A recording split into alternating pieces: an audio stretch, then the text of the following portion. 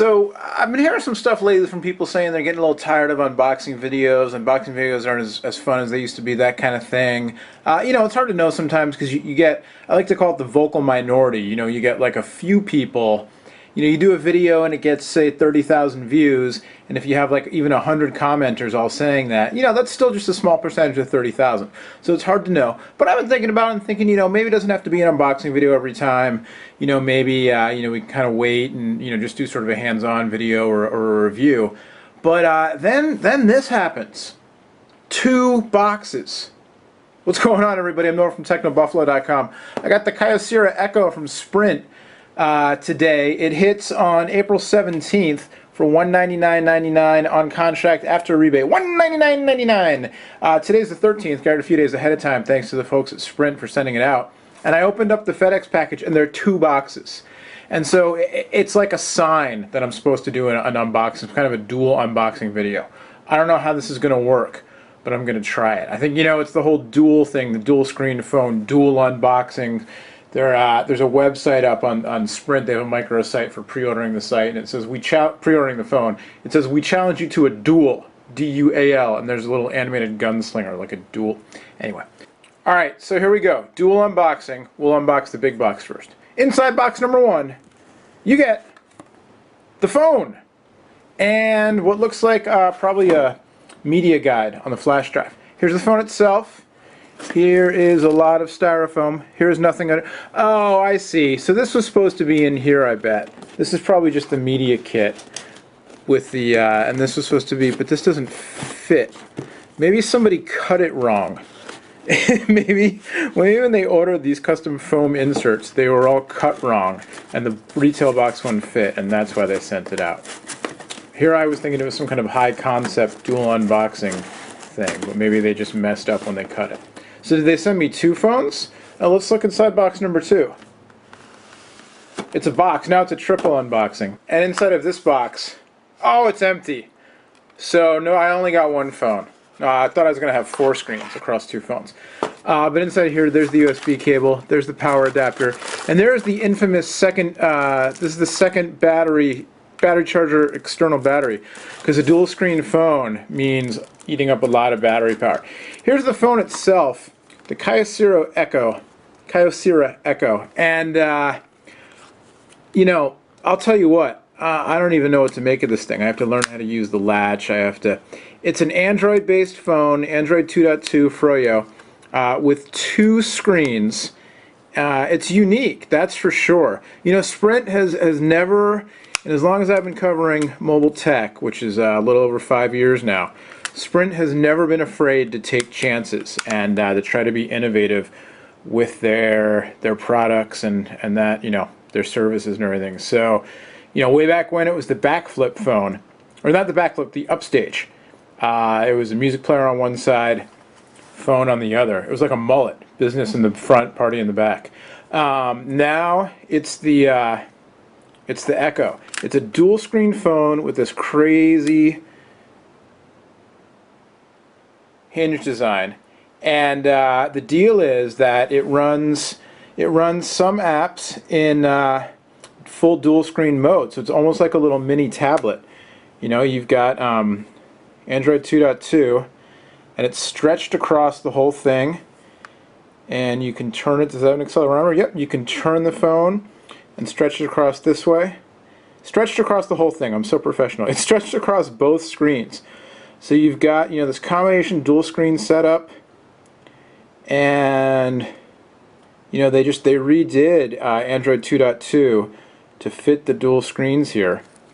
And then there's certain apps that can be used in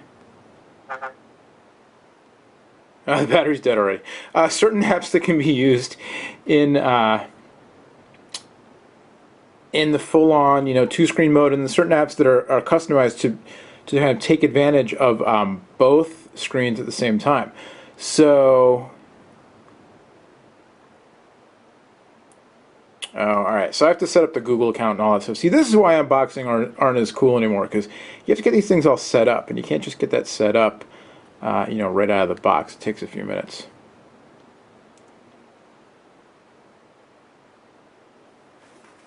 Let's get some a little tour around the phone here. So you've got basically the dual capacitive touchscreens kind of mimicking each other with the 3 buttons on the bottom there.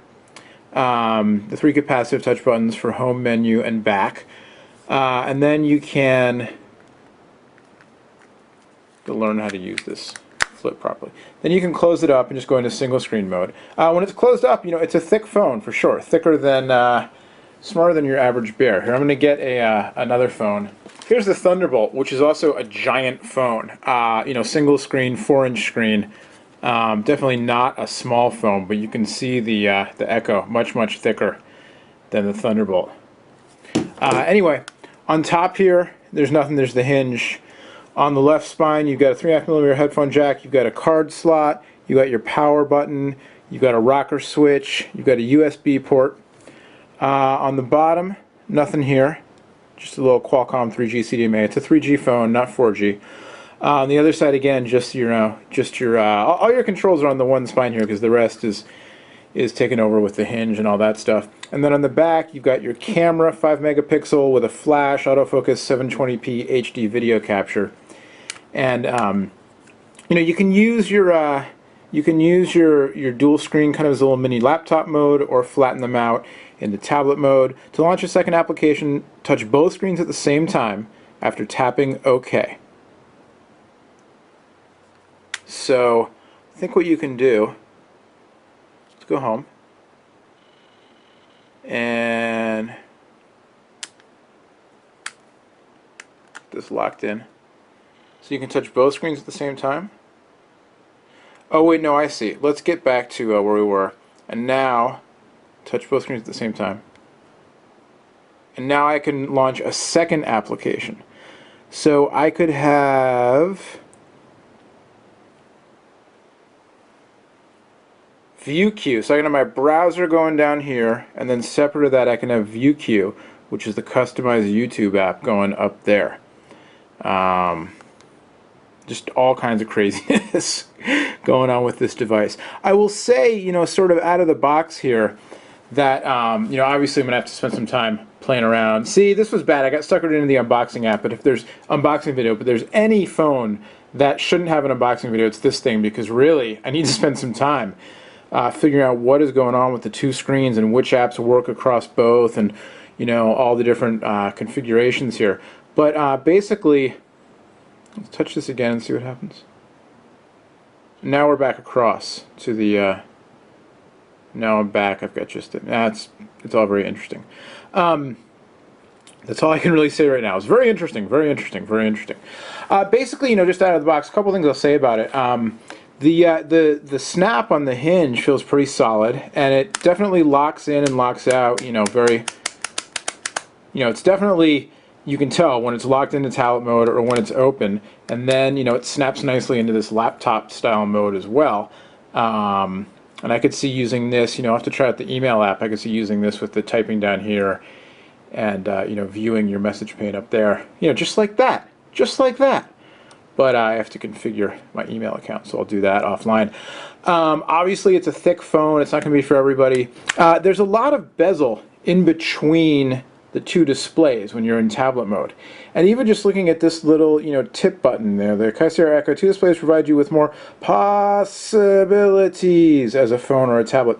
And I wonder if that's the sort of thing that you'd get used to, or if it would just always be annoying to see content, this great, it's almost the resolution of some of the tablet devices out there in terms of pixels. I'll get the spec sheet here. All right, and so what you wind up with when the phone is open, each screen is 3.5 inches. So opening them up, you get effectively a 4.7-inch roughly display.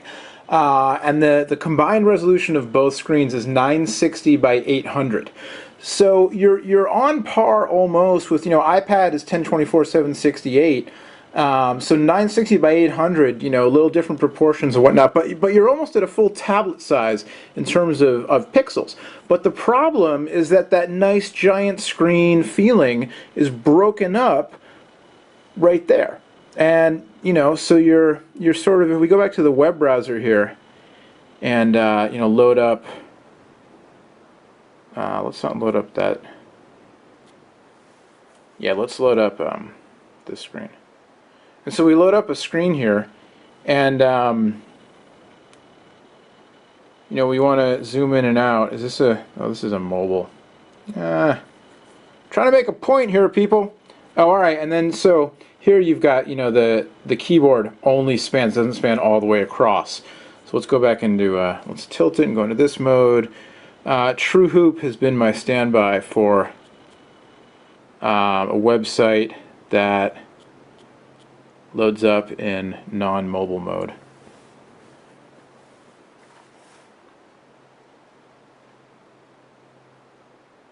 It's running on Sprint, and you've got, you know, the Android notification bar and all that stuff. It's pretty standard Android 2.2 from what I've seen, what I saw before I got the device and what I see now.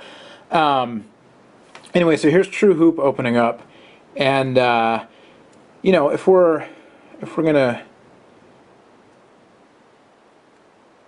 so can we not doing multi-touch? Gonna have to go old school style. Oh, interesting. I thought it was multi-touch, but seems not to be. Well, at any rate, you know, if you're looking at something, especially if it's a visual, you know, we'll just use this ad just because it's there. And, you know, it's broken up by that bezel. And I just wonder if after using this phone day in, day out, you just get used to it and your brain just sort of learns to ignore the bezel, or if it's just going to be annoying to have that all split up and sort of defeat the purpose, at least as far as using the expanded screen. Now, the dual mode, you know, apps that you know, using two apps at the same time, or using an app where it takes advantage of both screens, you know, like this, where you've got the keyboard down here and then the screen up above, that could be kind of cool. So, an interesting concept. I'm excited to play with it. I'm dubious right now. I was dubious when they launched it. I'm dubious now. It just sort of feels like one of those things that is either maybe ahead of its time, or, you know, just never had a time.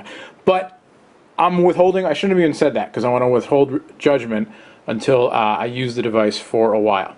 But, you know, as always, kudos to Sprint for trying to push the envelope.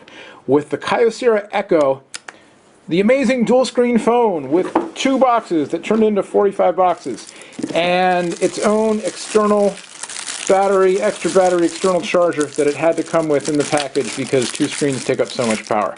So here you go. You get this little charger, and it's got, let's take this film off of it. And so you've got your charger, and then USB powered. Oh man, see, I fail with batteries. I fail with extra chargers too. Where's the extra battery? Maybe the extra battery's inside the box somewhere. Anyway, so you can carry this around and snap the battery in and out because you need that much juice for a phone with this many screens. $199.99 on contract with a after rebate through Sprint on April 17th, which means I have a couple days to mess around with it and let you know what I think of it before it hits the stores.